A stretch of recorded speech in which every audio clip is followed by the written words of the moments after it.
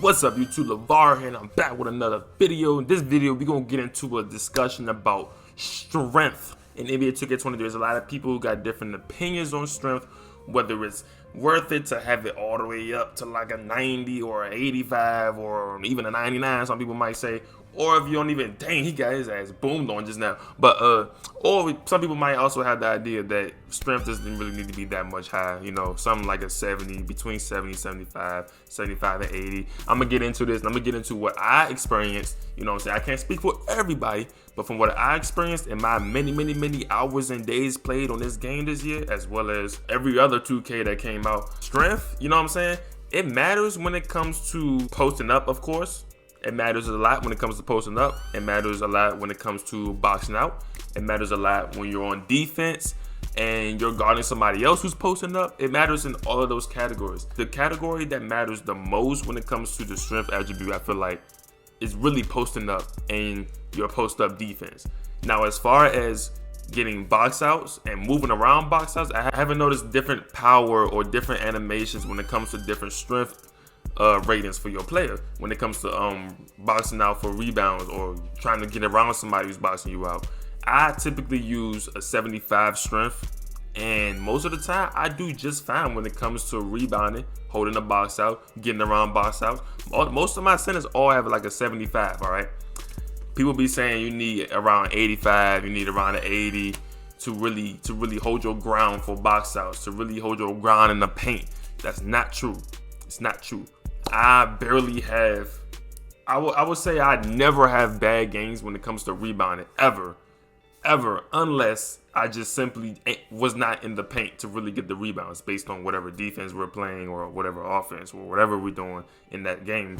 I've never had no issues getting rebounds on a 7-footer with 75 strength, all right?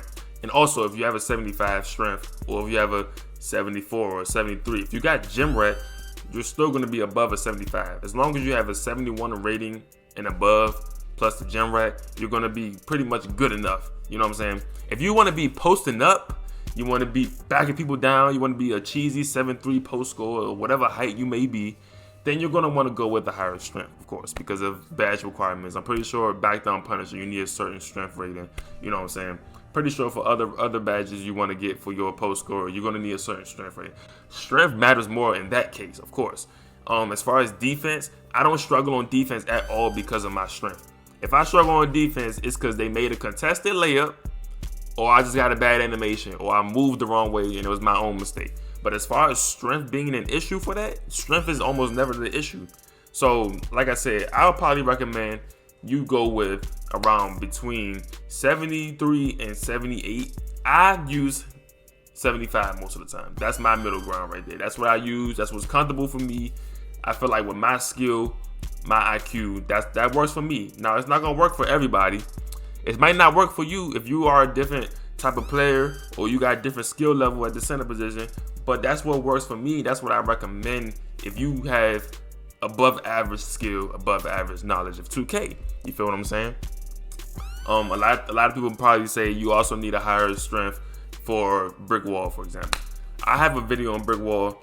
I do not recommend going for Hall of Fame brick wall ever. Gold, I mean, if you want to get gold, if you feel like you need gold, go for it. I don't use gold most of the time. I'm gonna be honest, I don't. You can go on my brick wall video if you want to, and you can figure out why in that video. But I don't typically use it, so therefore I typically do not need to have that high of a strength. You know what I'm saying? Even though I'm a center who, you know what I'm saying, supposed to be the strongest players on the court, yada yada yada. I get it. I'm just telling you what I experienced. I'm telling you what I learned. I'm telling you what works and what doesn't work based on, you know what I'm saying, my games that I've played in the rec or in the park. I got a lot of proof using my centers that all have a 75 strength. I got a lot of proof on my channel that shows that it's perfectly fine.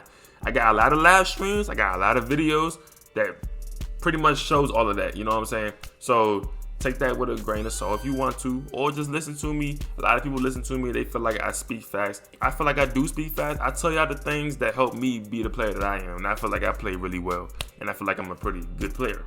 But I appreciate you if you watch this video. Make sure you hit that like button for me. Make sure you leave a comment if you got any video ideas, or you got anything you want me to discuss in the future, and I'll make sure to get back to you about that, man. I appreciate you watched it all the way to the end. And if you didn't, it's fine. Oh yeah, Heat in 5, by the way. Heat in 5. They talking about. I'll see you in the next video though. Peace.